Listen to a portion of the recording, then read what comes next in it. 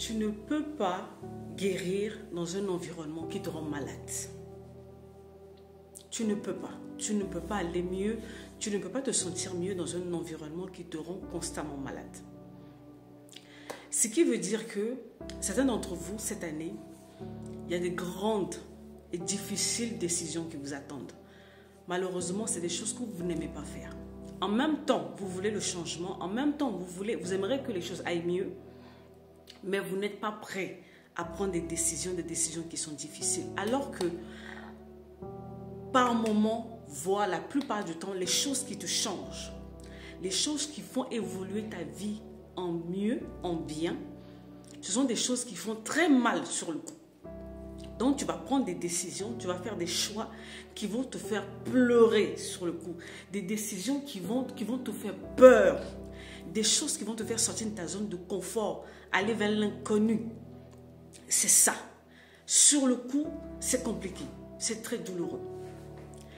Et quand vous voyez tout ça, vous vous dites que non, c'est mieux, au moins, je reste dans ce que je connais. Alors que tu es en souffrance, au fait. En même temps, tu veux aller mieux. Donc, c'est-à-dire que tu es au quotidien, tu es dans un environnement qui te casse, qui te brise, qui te met en mille morceaux. Ça peut être au travail, ça peut être en amour, ça peut être en amitié, ça peut être dans la famille.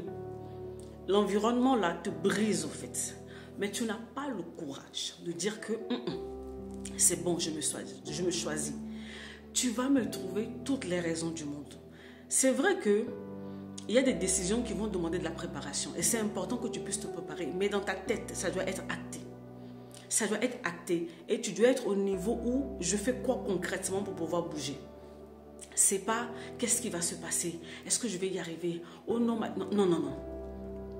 Enfin, je suis en train de parler pour les personnes qui s'aiment assez. Qui se disent non, en fait, stop, ça suffit. Ce que je suis en train de vivre là, c'est en train de me détruire. Il va falloir que je bouge. Il va falloir que je me prenne en main. Il va falloir que ça change.